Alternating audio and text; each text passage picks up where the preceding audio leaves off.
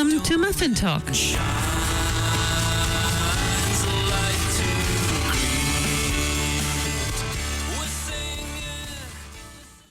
Kia ora and welcome to Muffin Talk. This program is brought to you by the initiative Titipounamu, Study and Joy. In today's recording, we are remembering Saint John Vianney, whose feast day we celebrate on the 4th of August. His real name was Jean-Baptiste Marie Vianney.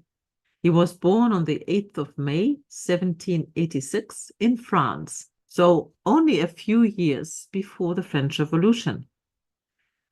His parents were farmers and devout Catholics. And we have to remember the settings. We have to remember that the French Revolution at that time had a huge impact on the Catholic Church in France. During the 100 years that led to the revolution, Catholicism was the state religion.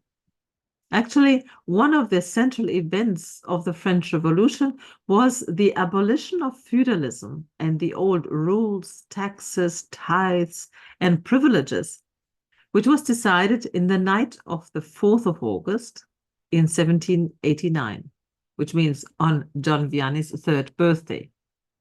The Catholic Church had been part of the system. While the first revolutionaries might have only intended to abolish any privileges, the consequences of this move led to a program of de-Christianization of Catholicism throughout the country. As the Catholic Church that has been in France since the time of Irenaeus in the 2nd century, as this Catholic Church lost its properties and the clergy was stripped of all their special rights, the clergy became employees of the state. All priests and bishops were now forced to swear an oath of fidelity to the new order. French priests had to receive papal approval to sign such an oath. When the Pope eventually refused to recognize the constitution, the French Church was split. Priests who swore the oath to the constitution and others who didn't, which meant deportation or death to the letter. The acts of de-Christianization became more violent during the next years, and many hundreds of priests and religious were killed, often in mass executions.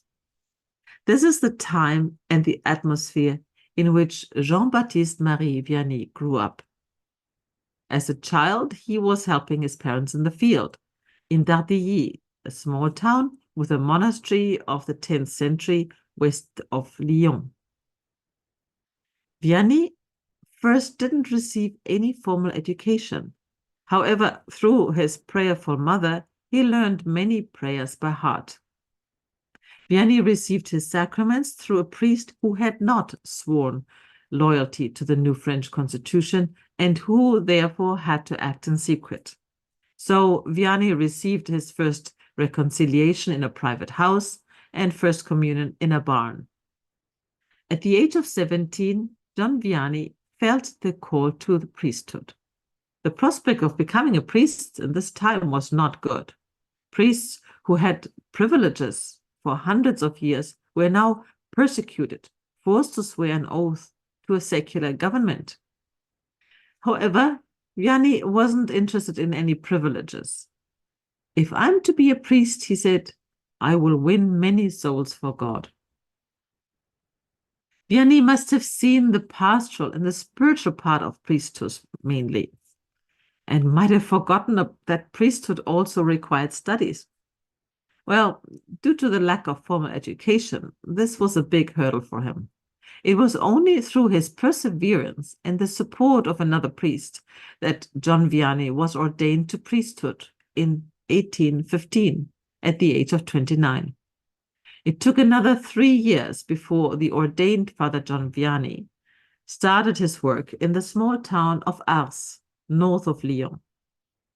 John Vianney knew what it was to be a shepherd, a pastor. He had looked after sheep in his early days. Now he was a pastor for the people who came to see him. Here, the young priest dedicated all his efforts to the spiritual care of the faithful. Vianney decided to convert people by his example. Apparently, he gave away his mattress to a beggar and slept on the floor with a log as his pillow. The story goes that he ate almost nothing, 2 or 3 moldy potatoes in the middle of the day, which he hung from the ceiling on a rope so the rats wouldn't eat them, and sometimes going 2 or 3 days without eating at all. He slept only 2 hours at each night, rising shortly after midnight, going to the church, where he remained kneeling without support until it was time for him to say Mass. He visited the poorest families, restored the village church, organized patronal feast days, and founded La Providence, a home for girls. While the beginnings of his work were certainly not easy, he gained a reputation as confessor. He was always available to hear confessions. Crowds of penitents traveled from every part of France to make their confession to the priest in this small town. He would have listened closely to what people said and genuinely felt for and with them. It is said that Father John Vianney once told one of his confrères, "I'll tell you my recipe. I give sinners a small penance, and the rest I do in their place." He was an example of penance, fasting, and prayer. Through him, Ars became known as the great hospital of souls.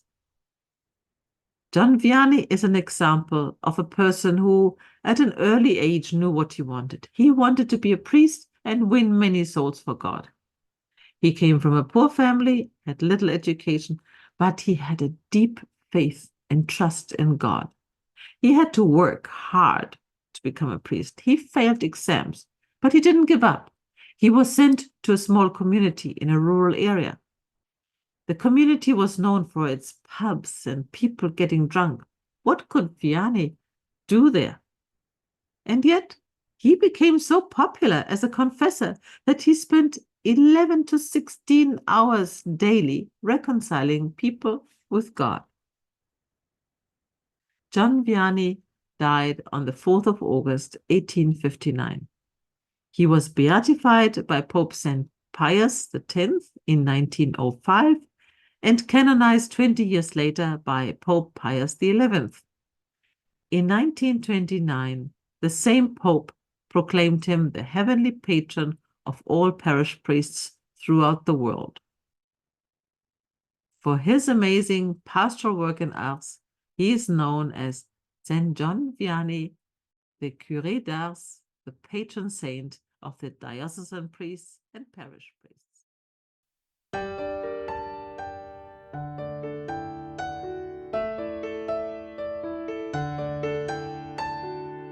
Out there, heroic peace is calling. In the bonds of love we meet. For the world, a new day dawning and shining.